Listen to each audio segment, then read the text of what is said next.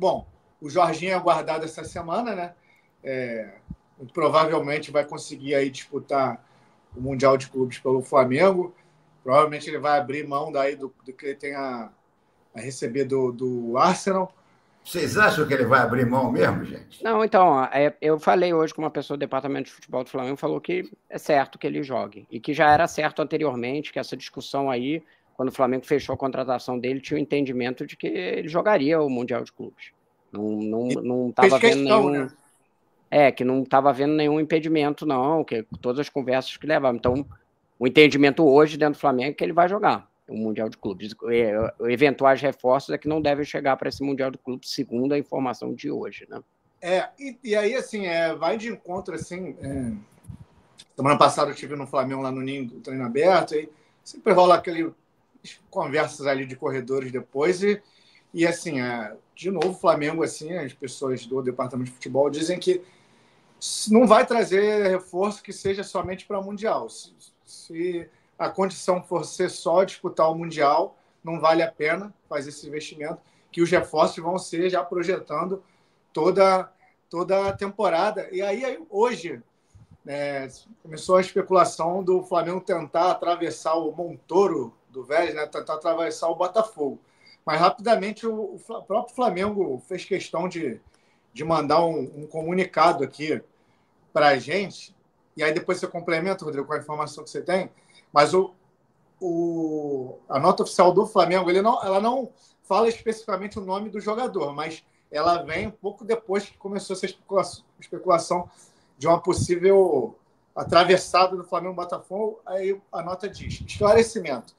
O Clube de Regatas do Flamengo alerta que seu nome tem sido frequentemente vinculado a especulações de mercado sem qualquer fundamento. O clube reitera que possui alvos definidos e negociações em andamento, conduzidas com responsabilidade e discrição. Não haverá desvios em relação ao planejamento estabelecido. E aí você tem a informação que, na verdade, o garoto ele foi oferecido ao Flamengo, né, Rodrigo? Essa informação de dentro do Flamengo é de que esse Álvaro Montoro foi oferecido pelo Vélez. Por que foi oferecido? Se ele está negociando com o Botafogo, todo clube oferece para o outro para tentar fazer leilão e ver se consegue se ele não conseguir vender para aquele para o qual ele está oferecendo, ele tenta conseguir mais dinheiro do outro. É isso. E aí que foi oferecido, que o José Boto falou assim, quanto que é? E tal, perguntou lá os valores, falaram os valores, falou assim, nesse montante aí não estamos interessados e tal, e encerrou a negociação. Que foi isso aí. Provavelmente o clube está tentando pressionar o Botafogo para fechar e usar o Flamengo para, tipo assim, olha aqui, tem outro interessado e tal, não sei o que é o típico de coisa que se faz no mercado de futebol. Todos os clubes fazem, todos os empresários fazem, que é usar um outro clube para ver se pressiona para fechar uma negociação. É o que parece que está acontecendo, mas não vai. Isso aí não é um caso. Essa nota foi feita justamente por causa desse jogador mesmo, o argentino, né? E eu não sei se é óbvio que é um garoto aí que surgiu como um talento, né? Mas ele é um garoto muito novo, né? Não deixa de ser uma aposta, né? Que parece que vai dar um grande jogador, mas é uma aposta.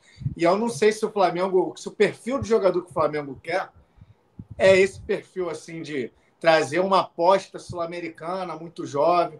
Eu acho que o Flamengo quer um jogador um pouquinho mais atarimbado já, mais preparado já para chegar já vestindo a camisa. Esses meias argentinos, tem uns que dão muito certo e tem uns que têm um investimento e dão muito errado, né? Então vou dar os exemplos aqui dos que deram certo. Almada, mas que era um jogador já bem pronto, né? Lembremos que ele já tinha jogado Copa do Mundo como reserva. Garro, que já era um jogador muito experimentado, né? Antes de vir para o Corinthians, apesar de não ter sido tão caro, era um jogador muito experimentado. Mas se você pegar a quantidade de meia argentino enganche que já veio para cá como aposta, o Vasco mesmo é um que já contratou alguns aí que tudo... Palácios. Orelhano, né? O Palácios era chileno, né? Mas o Orelhano, enfim... O que tem aí no mercado brasileiro, não vou lembrar que já teve de aposta de meia, que não deu certo. Então sempre uma coisa... aquele baixinho do Peñarol, que depois ele volta pro Peñarol e jogou Léo Fernandes, né? Que tá entre os destaques da fase de grupo da Libertadores agora. É Olha, difícil mesmo, não é tão certo assim também, quando você pega um jogador que ainda não está pronto como esses outros citados. na época da Trafic, quando a Trafic dava cartas aqui no futebol brasileiro, eles trouxeram um argentino que era considerado na Argentina o novo Maradona. Chamava-se Lanzini. Lembram desse nome? Uhum. Lanzini. Veio para cá, inscrito no clube que o Ávila tinha lá, e depois emprestado ao Fluminense. Deu nada, deu em nada. Hoje em dia já até que joga na Europa. Mas, ele foi para a Europa depois. mas a carreira desse não foi assim uma carreira também que flopou como outros, não. Ele deu sequência, mas no Brasil ele não se fez, né? Não é de lá falar que ele foi um tempo. E lá fora, de qualquer maneira, ele não conseguiu ser o que ele parecia que podia ser, né? Foi um bom jogador, um jogador ok, mas na época de juvenil ele era considerado o novo Maradona. Bom, e aí com a chegada do Jorginho, eu até tinha fiz uma matéria na semana passada, destacando que o ataque, por enquanto, era o setor do Flamengo com as disputas mais em aberto, né? Se você analisar. Mas aí, quando o Jorginho chegando agora, eu acho que esse meio ali, essa volância ali, também vai ser um setor de muita disputa, porque tem muita opção interessante ali, né? No caso do setor ofensivo, estava sendo uma disputa em aberto, mas porque nenhum estava vivendo uma grande fase. Agora o Luiz Araújo encaminhou uma grande fase, mas os outros eram a disputa estava aberta porque nenhum estava se ferrando. O ataque é o pior setor do Flamengo atual. Isso é claro. Assim como a defesa é o melhor, o ataque é o pior. O ataque não tem ninguém jogando tão bem assim. O Luiz Araújo fez as últimas partidas bem, mas também não dá para dizer que é um cracaço ou que está vivendo uma grande fase. Ele jogou bem os últimos jogos, ok. Mas o resto... Arrascaeta, né? O Arrascaeta virou meio atacante, né, Renato? Mas eu ainda considero o Arrascaeta mais do meio campo, embora ele esteja jogando mais avançado, sim, é verdade. E está fazendo muito gol. Mas quando você fala de Bruno Henrique, gente, Bruno Henrique não dá. Se eu não me engano, são 15 jogos já que o Bruno Henrique está sem fazer gol. 15 jogos. Mas não é a pior marca. Acho que a pior marca foi ele chegou ano passado, 2023, chegou a ficar 17 jogos sem fazer gol. É a segunda pior marca já. 15 jogos sem fazer gol. Tá dando pena, gente. O Bruno Henrique, que era um jogador velocíssimo, hoje em dia ele sai na frente e chega atrás. Ele chega na cara do gol e perde. Eu até acho que ele sofreu pênalti no jogo contra o Fortaleza. Aquele encontrão nas costas dele, o cara não tentou fazer um ombro com ombro. O cara foi nas costas dele. Para mim, aquilo ali fora da área, todo mundo marcaria falta. Mas aí é aquela coisa, dentro da área, não marca. Mas e você não acha, Renato, que ele está pagando, né? Que eu queria dizer, pagando pela fama, porque o Bruno Henrique se taca toda hora em qualquer negócio e faz umas coisas meio espalhafatosas. Aí, tanto que eu estava no estádio ontem, quando eu olhei, eu falei assim, se tacou de novo. Foi a primeira impressão que eu tive. Ele já se jogou de novo. E aí depois você olha, de fato, tem um negócio atrás dele que parece ser falta. Mas eu acho que depois teve uma outra falta fora da área que o juiz também não deu nele, que foi falta clara, porque eu acho que ele fica se tacando toda hora, ele está convencendo o juiz, o Klaus, foi o Klaus ontem, né, o árbitro, que é simulação. Então ele, por isso, acho que está sendo um problema que ele está criando para si mesmo. Ele se joga com os braços abertos, ele faz um teatro, entendeu? Que leva o juiz a... Esse cara está simulando. Isso você tem toda a razão. Agora, acho que você falou isso no início da live, né, Rodrigo? Que embora, né, o Bruno Henrique esteja vivendo esse jejum, não esteja vivendo a melhor fase, o Pedro no banco está funcionando, né? Ele entra no segundo tempo. Ontem ele deu uma assistência, mas embora o Bruno Henrique esteja no melhor momento... Foi ele quem roubou aquela bola. Ele rouba a bola no meio campo e depois dá o calcanhar. Sim. É que assim, como que o Felipe Luiz gosta de pressionar os adversários? O atacante do meio, que no caso é o Bruno Henrique, ou quando joga o Pedro, vai que nem um alucinado para cima do goleiro, para pressionar o passe do goleiro, e depois tem que correr no zagueiro também para tentar impedir de qualquer jeito o passe. Essa arrancada, não é que o Pedro não consiga fazer nenhuma marcação-pressão, mas essa arrancada para essa marcação alucinada ali em cima do zagueiro e do atacante, ele não sabe, ele não tem potência para dar. Porque não é uma característica física dele. Mesmo quando ele estiver inteiro, não vai ser. E se tá ele ou o Arrascaeta ali na frente, são dois não tendo essa característica. Então a marcação fica muito frouxa. O outro time começa a sair a bola mais de uma forma mais tranquila e perde todo o princípio do que é o jogo do Felipe, que é pressionar muito forte, tentar roubar a bola ali e contra-atacar já partindo de uma posição de ataque ali.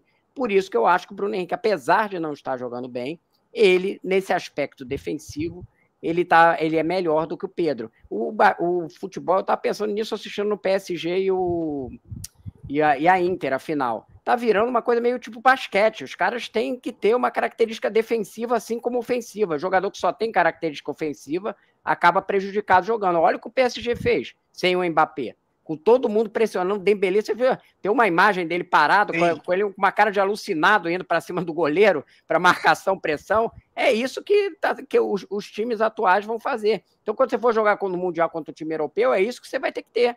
Não adianta se você afrouxar muito a marcação do adversário, ele vai vir para cima de você muito inteiro. É muito problemático, mesmo com uma linha defensiva boa. E é por isso que o Flamengo só tomou 4 gols no Campeonato Brasileiro. É o melhor time do campeonato. Aliás, uma coisa que a gente não falou aqui, a liderança do Flamengo já devia ser até anterior, porque o Flamengo vinha jogando muito mais bola do que o Palmeiras, que tinha só de ponto e não tinha desempenho. Veio agora essa virada e tal, com a goleada sobre o Fortaleza, mas se você fosse colocar em desempenho, era para a liderança do Flamengo ser uma pontuação maior do que são 2 pontos só para o Palmeiras, entendeu? Acho que o segundo time em nível de atuações no Brasileiro é o Cruzeiro, não o Palmeiras. O Palmeiras vem jogando muito mal, já tem 5 rodadas. O Palmeiras conseguiu pontuar em jogos que ele não jogou bem, assim. Claramente, bota os 3 aí. Vasco, Red Bull, São Paulo, foram 3 jogos ganhos que foi assim na Bacia das Almas, como a gente falava antigamente. Sim. Eu demorei a pescar, agora eu entendi a piadinha aqui do Jonas Lema, mandar um superchat, falando do sorteio da Copa do Brasil. Flamengo com 2 jogos em casa nas oitavas da Copa do Brasil. Tá provocando a galera do Galo, hein? Porque a Arena MRV, acho que o Flamengo só ganhou lá, não perdeu ainda. Virou salão de festa que o Flamengo ganhou na MRV, né? Os caras estão entalados com o Flamengo. O primeiro título que saiu na Arena MRV é do Flamengo, na Copa do Brasil. Exatamente. Bom, e tem uma observação do jogo de ontem. Eu acho que o torcedor do Flamengo tem umas particularidades que quando o jogador, obviamente, tem que fazer isso, mas tem que jogar bola. Coisa que o Luiz Araújo já fez. Mas além de jogar bola, fazer 2 gols, ele deu uma sacaneada no Davis. E essas coisas a torcida do Flamengo gosta. É um negócio que cativa o torcedor do Flamengo. David foi dar uma... David, às vezes, é meio fora da... desconexo da realidade. Não, né? Ele é sempre fora da realidade. Ele quer sacanear, cara. E aí, depois, ele teve que aguentar o Luiz Araújo sacaneando ele. O torcedor do Flamengo gosta de jogador provocador assim, né? Se resolver em campo... Qual foi a sacaneada? Foi aquele negócio ele, quando comemorou o gol, ele fez o falso chute lá do Davidson, aquela jogada que ele faz, aquela palhaçada lá que ele fez uma bola na linha de fundo, ele vai numa jogada meio morta, ele vai, finge que chuta e segura a perna, né? Essa grande sacada dele agora é essa aí. Eu acho que assim, essas coisas que o Davidson faz, quando o time dele tá ganhando, o torcedor pode até achar legal. Agora, eu imagino que o torcedor do Fortaleza tomando de 5 não devia estar achando muita graça daquilo ali, não, entendeu? Então, vale a mesma coisa para o Luiz Araújo. Ganhou de 5, faz a gozação e tal, todo mundo vai achar, a torcida vai achar legal. Agora, se fizer piada quando estiver perdendo, ninguém não vai cair bem, né? Eu acho que foi uma provocação sadia. E ele também leva na esportiva quando é sacaneado. Tem que reconhecer que ele leva numa boa e tal, mas tá meio desconexo da realidade do time dele, né? Bom, a gente vai se caminhar aqui para o final da live, tem mais um superchat aqui, o Marcos Araújo. Assim como o zagueiro tem que saber sair com a bola, o atacante tem que marcar. Esse é o futebol moderno, que é o que o Felipe Luiz está fazendo com o Flamengo, porque os atacantes do Flamengo estão pressionando bastante e os zagueiros têm qualidade para sair com a bola. Vide o passe do Léo Ortiz para o Arrascaeta, coisa de gênio. Léo Ortiz está jogando muito, Léo Ortiz, né? Inclusive, para mim, tem que ser o titular da seleção aí do Ancelotti. Vamos ver se vai colocar. E o Danilo é outro, sabe? Eu acho que o Felipe Luiz ele escala muito assim, de acordo com o adversário, essa zaga, né? Ontem ele preferiu uma zaga com mais qualidade. Não que o Léo Pereira também não saiba sair jogando bem, mas você ter Danilo e Léo Ortiz é muita qualidade ali, né? Principalmente ele sobe as linhas ali e ficam quase mais 2 volantes ali no sistema ofensivo, não é, Rodrigo? O passe do Danilo é muito bom, né? Esse passe, ele jogando como zagueiro pela direita, ele deu vários passos para o Varela em velocidade, que é o passe na medida certa, forte, com um certo efeito e saindo do marcador para pegar o Varela em progressão, né? Isso criou muita dificuldade para a marcação do Fortaleza ali na lateral esquerda e deu vantagens várias para o Varela. E do outro lado, o Léo Ortiz entrando com esse passe mais pelo meio, né, com infiltração, que foi o passe lindo que ele deu para o Arrascaeta. De fato, a partir do momento que você deixa, o Fortaleza não marcou o Flamengo pressão como mais forte, né, pouquíssimos momentos subiu, acabou deixando os zagueiros livres e os zagueiros sabem jogar, né? Tá certo. Bom, gente, a gente vai caminhar aqui para o final. Lembrando para vocês que a live do Flamengo é toda segunda-feira, a partir das 16 horas, no canal do All Sport no YouTube. Segunda-feira que vem a gente está de volta, já na véspera aí do Super Mundial de Clubes, né? O Flamengo embarca, inclusive, no dia 12 de junho, na quinta-feira. Então, segunda-feira a gente já vai fazer essa live especial aí, projetando a Copa do Mundo de Clubes, onde o Flamengo chega aí empolgado, como líder do Brasileiro, melhor ataque, melhor defesa, classificado na Libertadores, classificado na Copa do Brasil. Está embalado, Renato. Muito obrigado. Obrigado, Rodrigo. É um bom momento do Flamengo, sem dúvida. Tchau, tchau, gente. Muito obrigado pela participação. Até a próxima.